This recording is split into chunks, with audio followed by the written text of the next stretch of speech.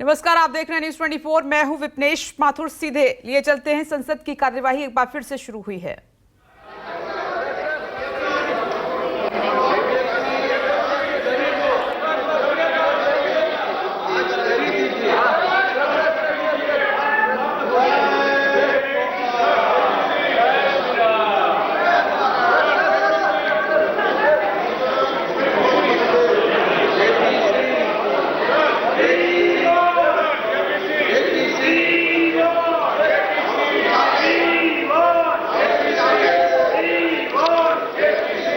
Papers to be laid on the table.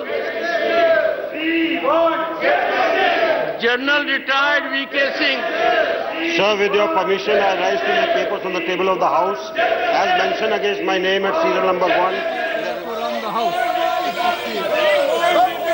Question number 401, Mr. Pachori. Honorable Minister.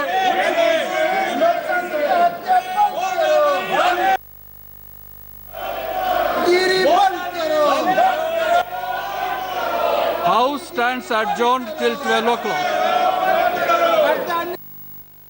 और ये बड़ी खबर आप देख रहे हैं कि लोकसभा की कार्यवाही को 12 बजे तक के लिए स्थगित कर दिया गया है, क्योंकि जैसे ही कार्यवाही शुरू हुई विपक्ष का हंगामा शुरू हो गया। We want JPC, Modi Adani के खिलाफ नारेबाजी शुरू हुई और बिल्कुल भी काम नहीं हो पा रहा है। इस हंगामे के चलते बार बार दोनों हाउस को एडजॉर्न करना पड़ रहा है। तो बड़ी खबर ये है कि 12 बजे तक के लिए लोकसभा की कार्यवाही शुरू होते ही एडजॉर्न करनी पड़ी है, कार्यवाही को स्थगित करना पड़ा है, क्योंकि कोई चारा लोकसभा स्पीकर के पास अब बचता नहीं है। कुमार गौरव, मतलब ऐसा लगता है कि चलिए सुबह का वक्त है, थोड़ा तो काम होगा, लेकिन ये एक परंपरा बन गई है, बिल्कुल काम नहीं हो पा रहा है।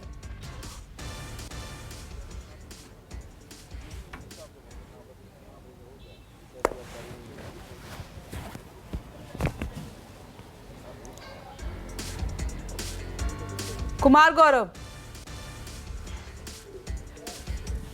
गौरव, ये परंपरा हो गई है। सुबह के वक्त तो थोड़ा सा हम उम्मीद करते हैं कि चलिए थोड़ा काम तो होगा।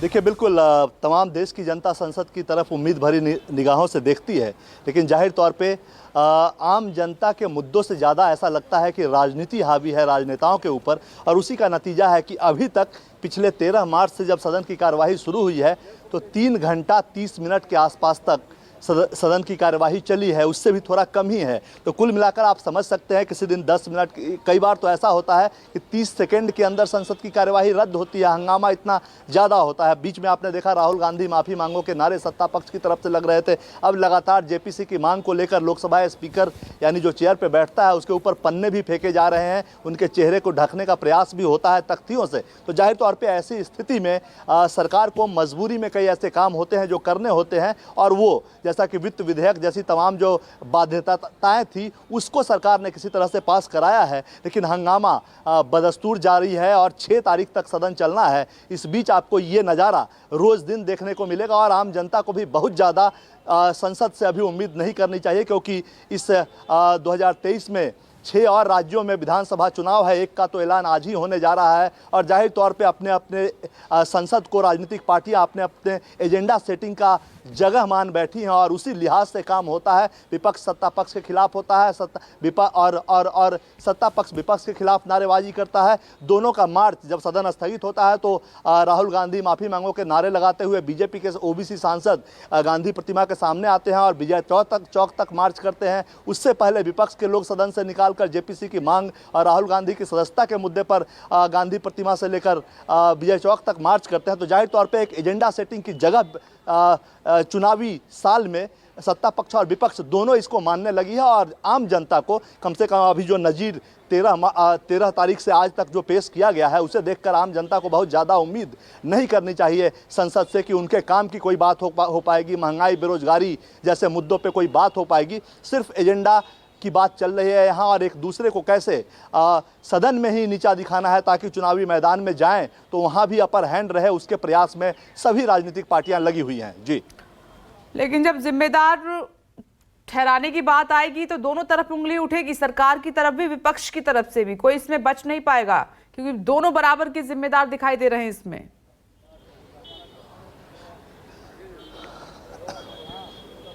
देखिए विपनेश, बिल्कुल मुद्दा संसद चलाने की जिम्मेवारी प्राइमरी तौर पे सरकार की होती है, लेकिन विपक्ष लोकतंत्र में ये एक होता है कि सभी पार्टियां मिलकर संसद को चलाती हैं, और जब बैठक होती है संसद से पहले तो तमाम राजनीतिक दल और लोकसभा के स्पीकर हों या राज्यसभा के चेयरमैन हो, सभी दलों से यही अपील करते हैं कि संसद चलाने में सभी दल सहयोग करें। विपक्ष भी कहता है कि हमें इन मुद्दों पर चर्चा करना है, सरकार कहती है कि आपको पर्याप्त समय दिया जाएगा, लेकिन इस बीच जब बात बिगड़ती है, डिमांड्स विपक्ष की तरफ से ज़्यादा आते हैं और सरकार को लगता है कि इन मुद्दों पर वो घिर सकती है, तो वो भी सदन नहीं चलाना चाहती। और ये जो बजट सत्र का दूसरा हिस्सा है, कम से कम वो इसका जीता जागता नमूना है। पहले दिन से ही राहुल गांधी।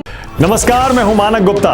अगर आपको हमारा ये वीडियो पसंद आया हो तो इसे लाइक और शेयर जरूर करें, और हां, हमें सब्सक्राइब और फॉलो करना ना भूलें ताकि आप देश और दुनिया की कोई खबर मिस ना करें। तो जुड़े रहिए हमारे साथ और देखते रहिए न्यूज़ 24।